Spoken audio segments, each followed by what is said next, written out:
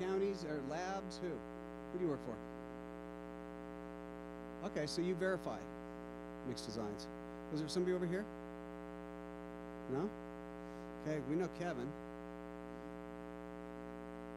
Yeah, just verify. So most of you guys just verify designs, right? So I'm going to go through a couple of the things that, you know, we've done mixed designs for a lot of years. I wanted to go through the changes which there are now coming through, and I'm really glad that they're doing it. Way back when, there were some lobbying, and that somehow some stuff got put into the specs, and stuff didn't get put into the specifications that I think are being straightened out now.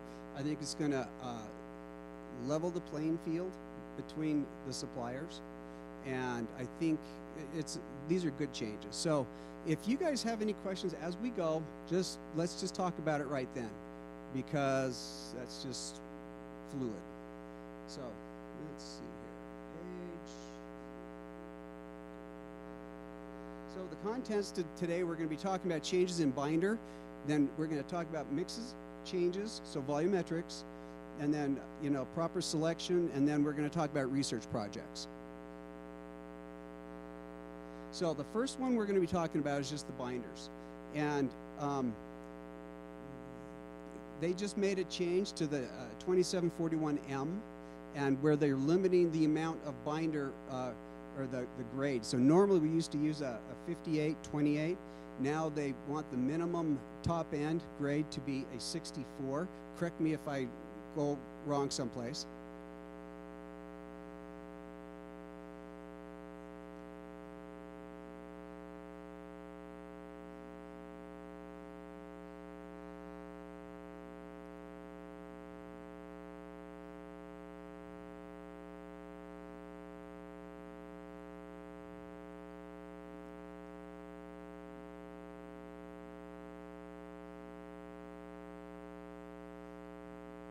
Okay, so,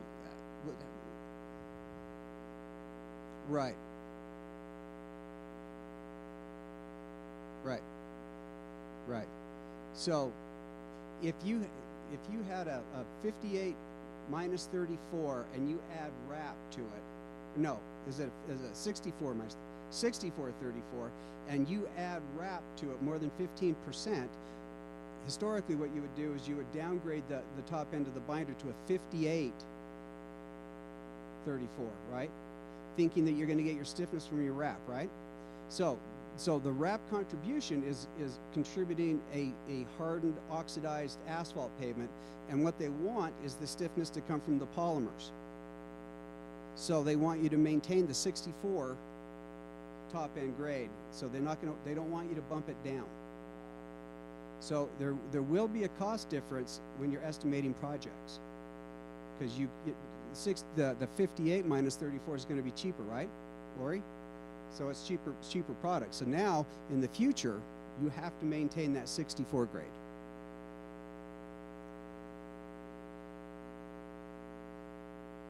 Okay, can everybody hear that? So if the bottom grade is a 28, you have to bump it to a 34. So you have to improve the bottom end. If you're going to go over 15%, okay.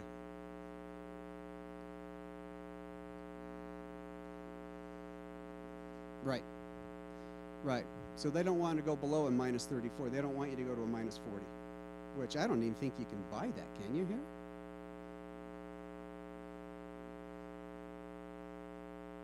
Okay.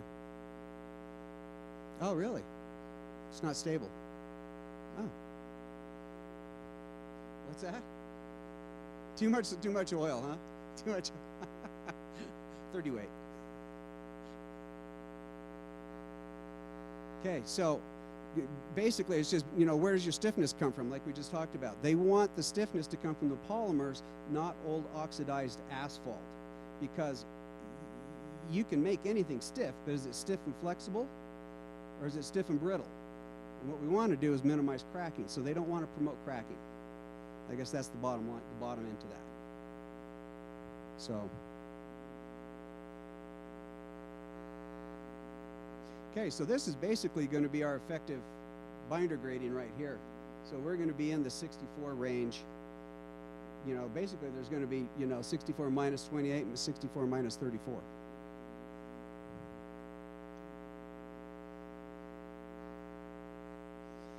Okay, and so right now they are running. So Howard, you guys are running the massacre tests on your binder samples just as a research a correlation project, just for information. So tell us, can you tell us a little bit about if you're seeing any kind of correlation, what it's going to correlate to? Has it?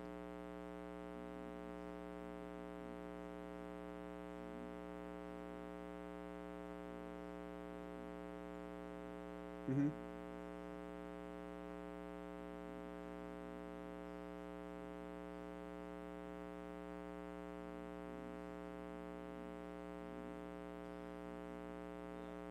Yep.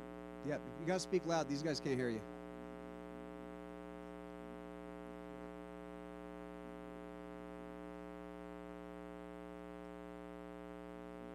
Okay, so the MSCR spec is in AASHTO, it's M332. The regular spec that we use for AASHTO is M320. So there's a different spec for MSCR, and that stands for multiple stress and creep recovery. And basically it uses a DSR, and it gives it different stress ratios, and then it sees what the recovery is, and it's useful to see what the polymer content in a binder is. So we're very interested in it, but as far as correlating with our other spec, we haven't been able to put that together yet. But I think as a standalone spec, we did, as I was mentioning on our high polymer project, we went with an MSCR specification for that, and it worked, except that we chose a JNR, which stands for the creep. J is compliance, non-recoverable, and compliance is the inverse of the modulus E for stiffness. So a low compliance represents a high stiffness, and we put a number in there that probably was a little bit too low, and so we learned something from that. We asked them to make it too stiff, yes, and we had problems pumping it. So, yeah. Thanks, Eric. Appreciate that. Okay, so now we're going to talk about, you know, the changes in the mix design. So these are the actual asphalt mix designs, is what we're going to talk about now. And, you know, the biggest changes that are coming along are mostly involving specific gravity determinations. And from running mix designs over the years, you know, one of the easiest way to get something wrong is to get your specific gravities wrong, because those things are constants. Scott, so when you guys are up in Region 1, when you guys run a mix verification, do you guys run the aggregate specific gravities, or do you just do volumetrics? On a normal verification off a mix design? Okay. Because one of the problems that I see is the specific gravity of the aggregate. If it's not checked, it's very easy to have a systemic error in your perceived volume of the aggregates. And if I was DOT, you know, the production specifications are so stringent that would take care of, you know, making sure the mixed properties are properly proportioned. But I would focus on is make sure that there's not a systemic error in the mix design, and I would check the specific gravities, because I think that is probably one of the most important. You have to have that right, and specific gravities in the wrap we'll talk about later, but it's the exact same principle as the specific gravities here. Even though you look at the rock, you don't realize that the porosity of the rock has a great deal of variability in our perception of the volume content of the aggregate. And that error becomes more prevalent with the higher absorption aggregates. So up here in the Salt Lake area, and even up north in the Logan area, we have fairly dense aggregates. But you get down south and you get some highly absorptive rock. And I've gone through a couple of models here. So what I've done is I took one of our mix designs and I just went in and started playing. So it had all the volumetrics in it, it had all the stuff, and I just changed the specific gravities and it recalculates the VMA. And then I went in later and I changed the And what that's representing is the change from SSD. Now, is that in 2741M also? Okay, so that's also in the most recent change. And so this one here, they implemented it. Was it late last year that they implemented that, or was it? Okay, so we're going to go through some data here. Hope I don't put you to sleep with some numbers, but we're in kind of a numbers business here. So here's the base. Here's the information as it started out. This is the design as it starts. So it had 15%. It's a half-inch mix. It had wrap in it. Here's the bulk specific gravity at SSD. So this is how it was back in 2014, how it would have been. Okay, so the bulk specific gravity, so you see the SSD specific gravity 2.85. Remember that number because you'll see it trailing through here. Here's all the specific gravities of the aggregate that was used in the mixed design. Now back in 14, the specific gravity SSD was used, right? Because that's the way the spec was written. And what that says, it says that I'm taking the bulk specific gravity of the mix and I'm increasing the density by the water absorption, is basically what it is. So it's going up. In this case, it's only 0.87%, so not a lot. But you'll see it does make a difference. So back in 2014, SSD 2.85, the actual bulk 2.563. So here's what happens when we change the specific gravities in the Excel spreadsheet. Originally it was 15%. Back then the spec was 14.5 to 15.5. So we're right smack in the middle of the band, right? Okay, so changing the specific gravity, it dropped at 0.8%. Now our band is 1%. So luckily, but at the same time, they changed the specification. They dropped the specification 0.5% to offset that. So they probably dropped it, in the neighborhood of, 40 to 60% of most of the changes we'll see around here. So they should see a net increase in oil from this change, because the reality is we got to get a little more binder in our mixes. So they're straightening out some of these little things that get taken advantage of. So you take a look at it, it dropped it down 0.8%. So the exact same mix now has 14.2, which is at the bottom end. And I probably wouldn't submit a mix design at 14.2. That's right at the bottom end because they still have to verify. That's why we like to hit kind of in the middle, gives them plus or minus 0.5% from our number. And it's hard to verify this stuff. I mean, we've all done it 1,000 times and we've all failed 600 times. So anyway, so this difference, it's going to cost you 1%, maybe a tenth, maybe 2/10 in oil. So it's a minor change, but not a significant change. But also keep an eye on the absorption of the ag. It's a low absorptive aggregate. Okay, so 2015. So now we're looking at bulk specific gravity. So here's using the same specific gravity at SSD. But now we've changed it so that this one has a 2% absorption. Now take a look at how much lower the bulk specific gravity is. Remember last time it was what, 2.5, 6 somethings, 6.9, 6.3. Now we're 2.534. Same SSD, greater absorption, greater difference in what we're dealing with. So what's happening is our perception of our rock volume is changing. Now remember, the VMA, this part of the design has nothing to do with air voids. This is a pass-fail independent of air voids. You have to make sure that your design is within the window of tolerance for the VMA. Then you fill it up with oil to where you have 4% air voids. So this is a pass-fail.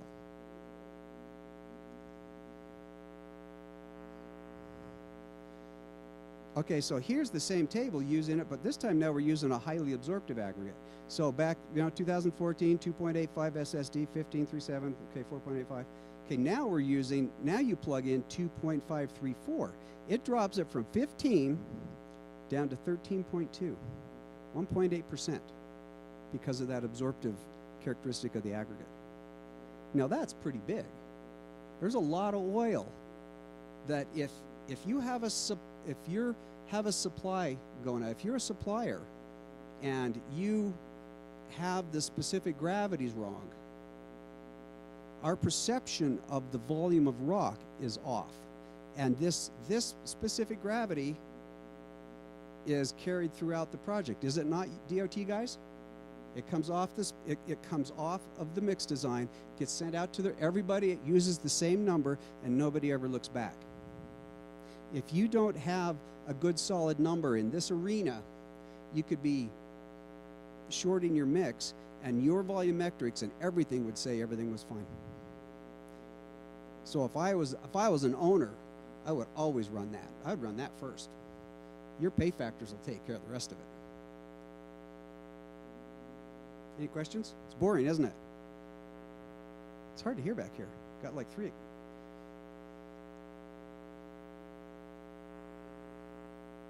Oh, by the way, so if you're doing a mix design, bottom line here, this mix design would have to be redesigned because we're no longer within our 14 to 15.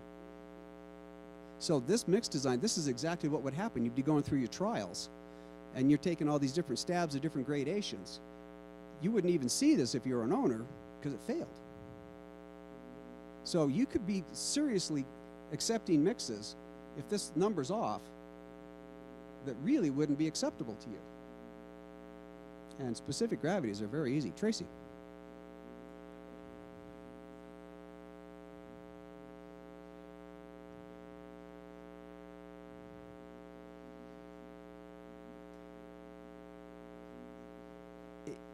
It's a bigger deal to them because it's costing them a lot more oil.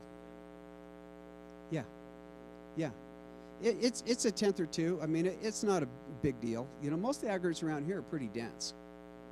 But, you know, you get down south, you may get some fairly lightweight aggregates, you know.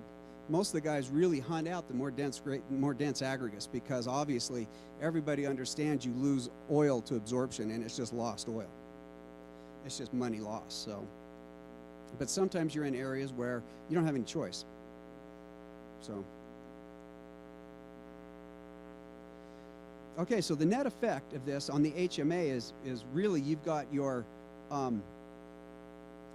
binder content in 14 would have been 4.8. Now, depending upon the absorption of your rock, you're anywhere between 4.9 and 5.25%. Just that through experience, it takes about 0.1%. So after you've gone through absorption, everything's primarily coated, you've lost all of your oil to the inefficiencies of the startup of the mix design. You're looking at about 0.1% per 0.3% VMA. That's the cost of oil once you get up to this level. So, you know, you can just look at it. That 0.8% should cost you 0.2. I would probably plan on 2.5 of oil. I was a little conservative on here, you know, so. And it really just comes out in the wash when you're trying your trials and mix designs, you know.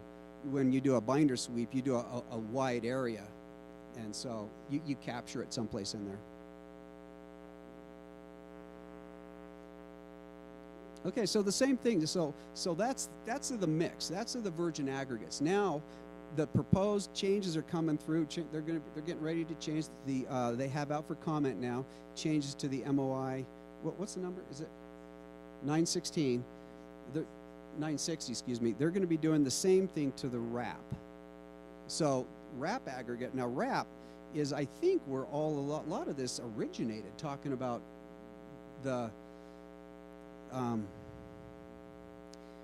there's a lot of liberties taken in RAP. And so, you know, we look at a lot of mixed designs. I don't see many mixed designs. I don't see any mixed designs for the state. But we look at a lot of mixed designs for the cities. And, you know, something that's not written in the specifications is how do you handle RAP? Because is it a black rock?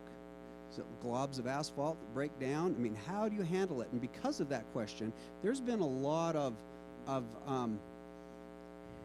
there's no rules. And so through this section, you're going to see a wider range of effect because some people are doing it what I consider to be proper, and then there's some people who are taking some liberties. And when you see mixed designs float through on the cities, you look at it, and it takes me 3 seconds to go down, find the specific gravity, and go, oh, look at that, you know? But there's no rules to control it. So after you get your MOI rewritten, that'll be very helpful, because you know, in asphalt, you know, so backing up a little bit, the term, you know, specific gravity SSD, that's a concrete term, by the way, as in Portland cement concrete. That came out of the concrete industry. That's the pore space filled with water. In the asphalt industry, we use effective specific gravity. That is, and it's a different number. It doesn't completely fill the pore space with material. It changes. It's not quite as viscous, and so, but it's also derived differently. It's not calculated based upon the you know, the standard specific gravity absorption methods. It's actually back calculated from a rice. You run a rice on some wrap, you know the oil content, and you can back out that calculation. But it comes in somewhere around the SSD or in that neighborhood. So it comes in a lot higher because the pore space is filled with asphalt, and which is, by the way, heavier, or a little bit heavier than water. And so, but it's the same exact thing. You have a misconception of the volume of that aggregate, and especially where there's nobody back analyzing it, there have been some, at least on the city, you know, on some of the city work, and I don't think that happens on the state, because I think you guys analyze it probably. And so the analysis, you know, is greater, and it would benefit if you had a asphalt with a highly absorptive aggregate. That number would be considerably higher, and so hence again minimizing the perceived volume of the aggregate. And if you have 25% wrap, you replace a quarter of your aggregate. So it's a pretty big, you know, large amount. So basically, we're going to do the same thing here. Okay, so here's a mixed 25% aggregate blend. Here's the wrap bulk specific gravity. You go through 15% VMA, 4% air voids, stuff like that. So the bulk is 2.69. The effective, now the effective number, remember, we back calculate that from a rice, remember, 2.608. And your VMA actually goes up. And so, you know, air voids don't change. Remember, the air voids are independent of that calculation. Bunch of numbers at the end of the day. That's cruel. Does anybody have a good joke? No, I don't know any jokes. I'm really bad at joke telling. Okay, so the summary effect to the HMA. On the ag blend, we have anywhere between 0.8 and 1.8% VMA change. Now remember, it costs you 0.1% oil per 0.3% VMA. So there's a fair amount of oil we're talking about to fill up this range. So this is the combined wrap, or that's right there is just the aggregate. So the wrap, what I told you is some of the people are doing it properly. You know, they're incinerating it. They're giving you a real specific gravity on the wrap number. Some people don't. There's no rules. They're not breaking the rules. So the net effect there is 0 because some people are doing it right to you know, 0.1%. And so, you know, the binder 0 to 1% VMA. So the binder difference is 0.1 to 0.45 for the ag blend and 0 to 0.2% on the wrap. You add those together, you're somewhere between 0.1 and 0.65% net change to the asphalt. Kevin's smiling. I think I'm putting even Kevin to sleep. Does that make sense, you guys? So if you're accepting, go ahead.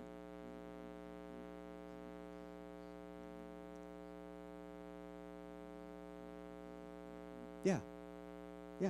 Switching over to SS, switching over to dry, bulk, and analyze the wrap properly. So I think the DOT is going to get, you know, it could get a substantial increase in their binder contents from these two changes. And I know that has been a goal of theirs, is to get more binder into the mix. And so my opinion is they're going to get it from these two changes. Any questions? Okay, so the research. So we invited a couple of our esteemed colleagues here because they're actually doing the research and coordinating it. And so they are going to help explain some of this stuff because I don't understand fully everything that they're doing. I understand a little bit of it. So we pulled in 2 research papers. First of all, Pedro Romero's up at the University of Utah is working on a low temperature pavement failure test method to help us predict low temperature cracking here in Utah. You know, the direct tension is going to be sunsetted here in the next few years, possibly, as soon as they find a viable replacement. And so they're searching. And then Louay Mohammed out of, where's he out of? Louisiana? Is originated the semicircular bending beam test, and then CME and Kevin Van Frank are currently working out the method and kind of flushing it out to see if it works. And I think they're actually running some tests. Kevin's delivered some stuff over to the DOT, and the DOT's actually running some of these methods now too. So it's work in progress. So the development of the low temperature performance test for pavements. Paper, this is written by Pedro. And it's basically, you know, to create a practical test that can be used to determine low temperature properties and compare the results of the samples to the field performance, and then determine a specification parameter to evaluate low temperature performance of the pavement.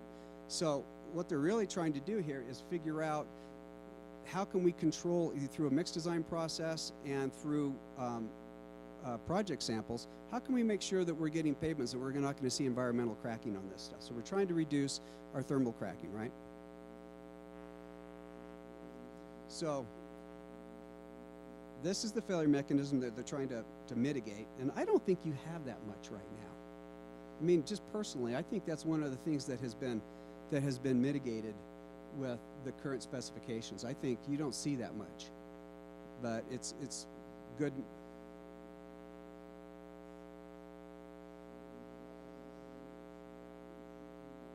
Why don't you come on up here, Scott?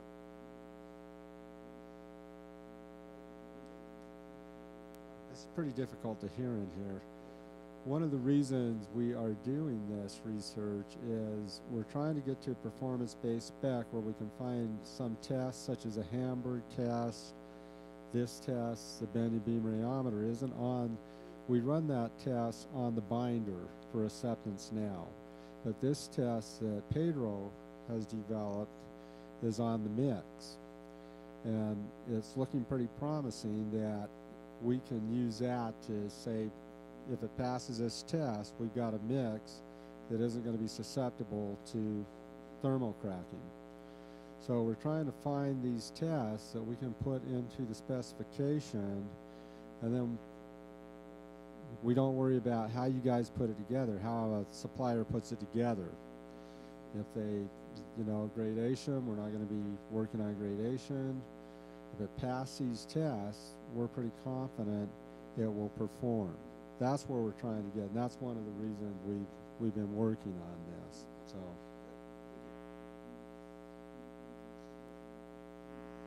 So these are the existing tests right now. They're nobody here in the state runs them. They're horribly expensive. The indirect tension test, and then the thermal stress, the restrained specimen test, takes large devices. I think just the research facilities actually run them. And so it's not a practical test for us to run. I mean, last time I had one of these tests run, it was in the order of $6,000. I mean, it's just ridiculous, It's not practical. So looking for more practical items. And one thing I think you'll notice too in the research that I've seen going on lately, they're trying to find test methods that utilize equipment that we actually have. So it's easier for the laboratories, the region facilities, the field labs, everybody to get this testing done on a timely basis rather than sending it back to, UNR or whoever in the heck, So, as Scott mentioned, this particular sample is going to be run through, this is a standard machine that we all have in our binder labs. It's a BBR, bending beam rheometer. And if you'll notice those little specimens on top, those little specimens are asphalt. They're actually cut out of cores. They're a little 1/4 inch by an 1/8 inch by 5 inches long. They're just little things. But the machinery required on this is very precise and very sensitive. So you don't need a large bulky sample, but you have to be very careful on the precision of the sample preparation. And what it's going to do is it outputs the same values that we're already used to. It outputs the M value and the S value. And so the M value here is the viscous component of it, and the S value, which is your modulus value, which is your stiffness value. And so these are actual projects that Pedro ran, and I think they were going through a predictive model, weren't they? Trying to figure out which ones are going to crack, which ones we're not going to crack. So as far as trying to dial in a test method, you want to really look at as many samples that work as don't work. You need to figure out where that line is. And so this is the beginning of their discussion in black space. And I had to ask Kevin the other day. I thought black space was some real highfalutin, complex matrix analysis. No, and it's a guy's name, right? It's a guy's name. And so I was actually disappointed. So basically, what they're trying to do is they're trying to create a mechanism. So during the mix design phase, you can analyze the test. Okay, let's talk to who runs Hamburgs. Who knows about Hamburgs? I already picked on Scott enough. You? Okay. So if you're a supplier and you send in a Hamburg test and you come back and you got 1, a rut of 1, are you happy? I bet you probably, because spec's 10, right? I know Lori would be happy, so, and I'd be happy if I was the mix designer. But I think our paradigm needs to shift a little bit, because what I would worry about is you start thinking about stiffness, and you start thinking your elastic component, stiffness, and you think about the viscous component. And what happens is we're making flexible pavements, right? What happens when we make them too stiff? What do they act like? If they act like glass, they're going to crack. If you make them too stiff, a 1, who says that's even the right thing to measure it with? But if you make them too stiff, and you're not looking at the other side of this equation, because the absence of a specification, what do? You naturally focus on the side of that has a spec, right? So 1 is good, and 11's bad. And so what happens is I think there's going to be a paradigm shift along the way, and this black space concept is going down that road. Someplace along the way, you're going to find a zone where you want to be. You want to be elastic, but not too elastic. And you want to be viscous, because what happens if you get elastic? You're going to start, you'll get a lot of stiffness, you'll get cracking. But you also need to be viscous. What happens if you're too viscous? Kevin Van Frank. Rutting. So, someplace in the middle. So this in the middle zone needs to be defined, and I think this may be the first step in this definition, because I think the DOT, if I was the DOT, I would want a mechanism where I could analyze it, and as soon as I get these boundaries dialed in, and you can get the mix design in this boundary, you have a high confidence that it's going to work properly in your environment. And it may be different down in Region 4 than Scott up in Region 1. Maybe different. Maybe not. Who knows? But at least wise, it's a concept to start looking at, So right here, so what he found is now, did these actually crack? So the ones on the left side actually are cracking. The ones on the other side didn't crack. It may be, I think there was one anomaly in there. It may be something more like this, so, but bottom line is, oh, come on. Can you go back to the previous slide? So you see how the stiffness and the M value is different on these, but they all were 64-28 base binders. So we started out with what we thought was a similar asphalt mix that had the same stiffness, on the top end. It was the same, different suppliers, same grade. but the contractors gave us different mixes. And we've always wanted to be able to find this out, because we know that we can start out with the same grade on a lot of projects, and some of them have good performance and some don't. This test is showing promise that it can differentiate between good performers and not good performers. And at first, some of the ones on the upper left here didn't crack, and one of them just cracked last Christmas or something.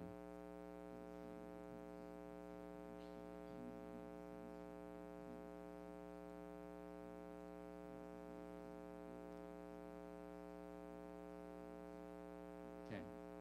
Do you want to come talk? This one? Okay, so this is how it sits right now. Okay. So again, it's research. So, oh, sorry, didn't see you there.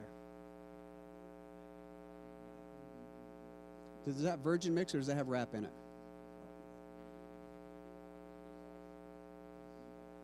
He thinks they all had wrap in them.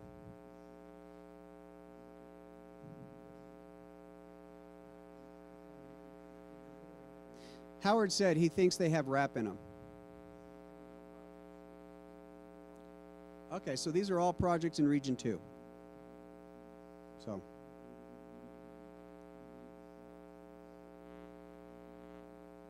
Okay, so next now, we're going to talk a little bit about the semicircular bending beam. So the first one here, we're looking at, the stiffness value. We're looking at the whole system. This one right here is the test method. They're trying to determine fatigue and cracking susceptibility. And so this one right here, like I say, was originally started off with Louis Mohammed out of Louisiana. And I think Howard, or one of the DOT guys, found it, liked it, and they hired CME to actually start doing some work with this thing and see if it was panning out.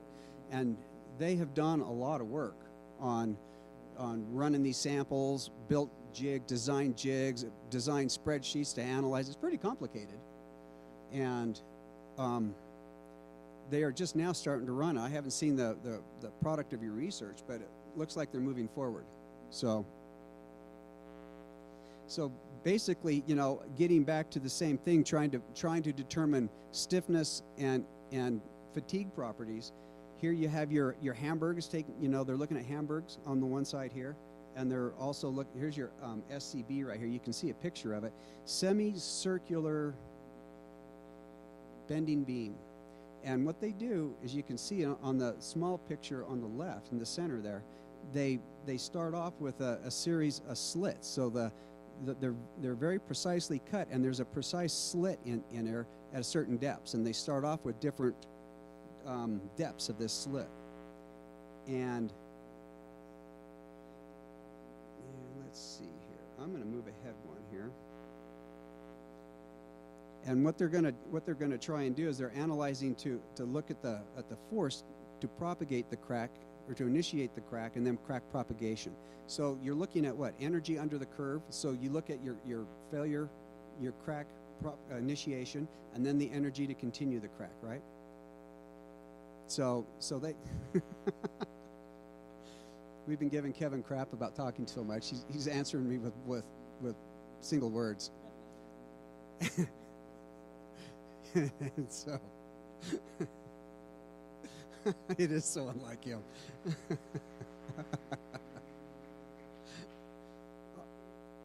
Okay, all right. So let's get through some of this stuff. So you can see it breaks, and they have been running these tests on the AMPT, but it's designed to run on more standard laboratory hardware. So Scott will be able to run them. Of course, he has an AMPT, but they'll be even the laboratories, normal wee folk like myself could run them. So that'll be nice. So you can see what happens is they run the test. They calculate the energy under the curve called J sub R, J sub N. And they do it with 3 different types. And so you can see with the 3 different crack levels, you have this, you create a slope. So Kevin, is it the angle of the slope which determines your Is that the product of the equation? Okay. Yes.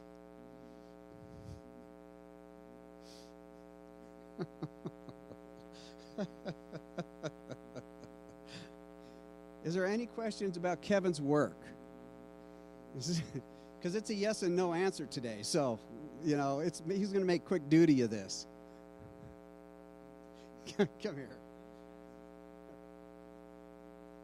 Okay, since Kevin's not talking a whole lot, the way Louis Muhammad presented this to us at one of the Rocky Mountain User Producer Group's meetings, he said that this can balance your mix design because the Hamburg has helped dry us out, Super Pave has helped dry us out, you know, using G-SB saturated surface dried us out. So we're making some changes to get more asphalt back in our mix. Plus, we used to pay for asphalt separate. So I've seen quite a change in the drop in the asphalt content, which means lower durability, more cracks and all that. And also your layers are going to debond. Tack is a lot more important with the dry mix.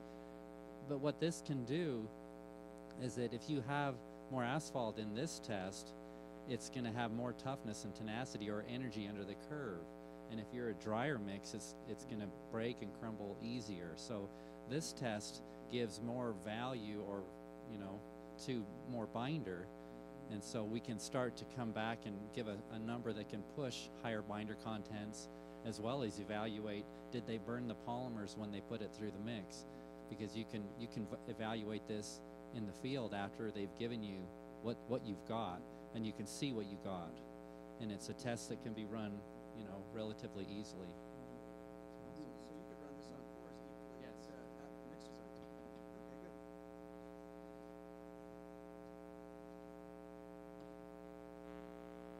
Scott.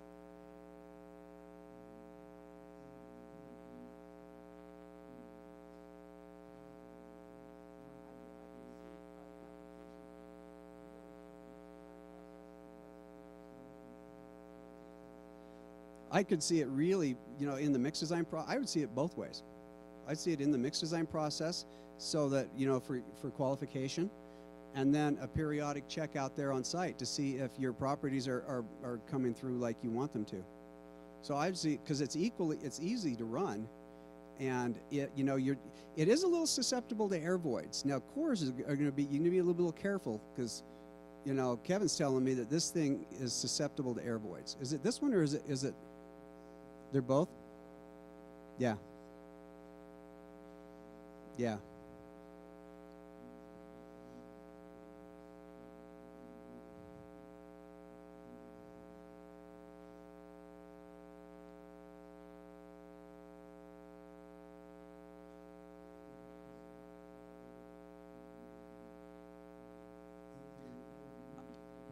Is it wireless?